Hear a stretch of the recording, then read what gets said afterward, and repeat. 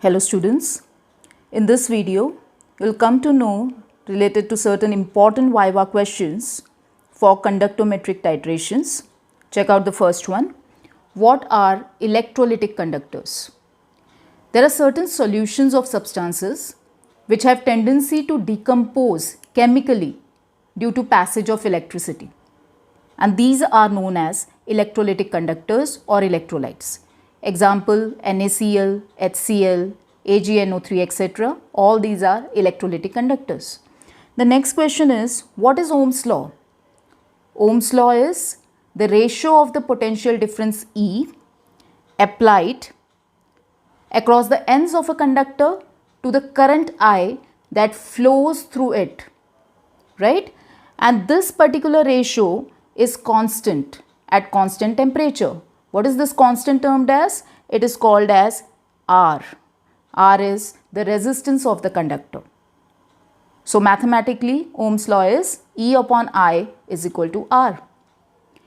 The next question, what is specific conductance? What are its units? Specific conductance is the conductance of 1 centimeter cube of a solution, and its units are ohm inverse centimeter inverse.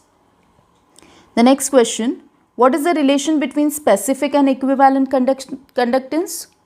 Specific conductance and equivalent conductance are related to each other as equivalent conductance is equal to specific conductance multiplied by volume of the solution containing 1 gram equivalent of the electrolyte. Okay. After that, the next one, what is the effect of dilution on specific and equivalent conductance? See what happens in this case. Specific conductance decreases with increase in dilution, while equivalent conductance increases with dilution. So they have the opposite trends there. Specific conductance will decrease, whereas equivalent conductance will increase. The next question is, what is cell constant? Cell constant is equal to L upon A.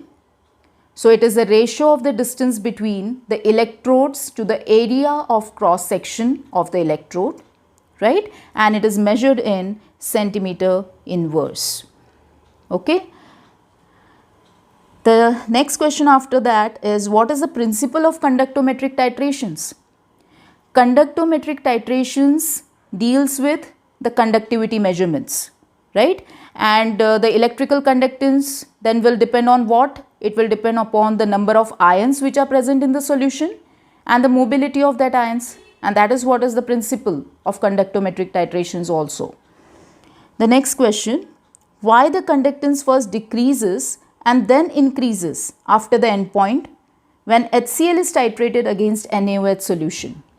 See, for this particular question, you need to understand what would be the graph you can obtain in terms of conductance. The curve which you get is in this form. See, initially the conductivity is quite high. That is due to fast moving H plus ions of HCl. But as soon as you start adding NaOH continuously, what happens? The conductance goes on decreasing, because the fast moving H plus ions are now getting replaced by slow moving sodium ions, Na plus ions, right? And this decrease continues till a certain point, a certain minimum, and thereafter you can observe it again, the conductivity graph again begins to increase, and that is due to the fast moving hydroxyl ions. Okay. Okay, after that the next question, what is conductivity water? See, you must be quite aware of what is distilled water, and you must also be aware, at least you must have heard about a term called as conductivity water. Now, what is the basic difference between both of them? Ordinary distilled water generally has a conductivity in the range of 3 to 5 into 10 raised to minus 4 ohm inverse meter inverse. Now, this conductivity could be due to certain excess ions present within that distilled water or due to certain impurities present within it, right?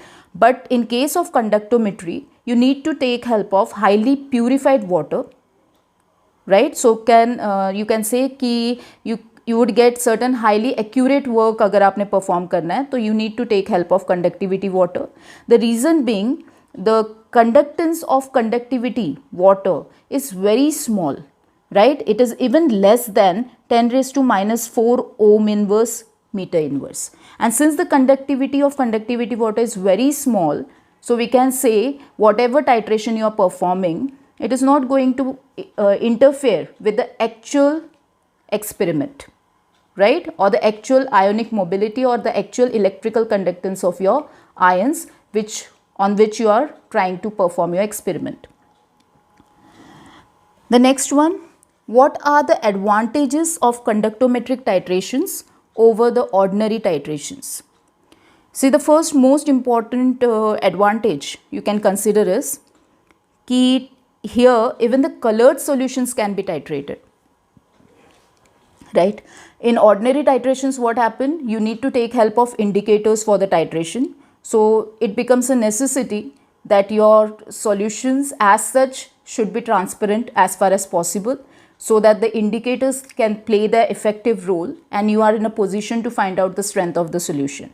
But here even you can take help of any kind of colored solution as well. Even the very dilute solutions can be titrated effectively with this technique, right?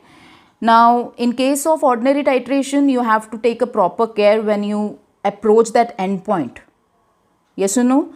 But in conductivity, it is not so. No extra care is needed near the endpoint. As endpoint, what does it mean by endpoint in case of conductometric titration? It is just the point where the two lines are intersected. So you can directly get your perfect endpoint through your graph. Okay, and the most effective one or the important advantage you can consider is these titrations are very useful even to titrate a mixture of weak and strong acids, which you generally can't do with the help of the ordinary titrations, right?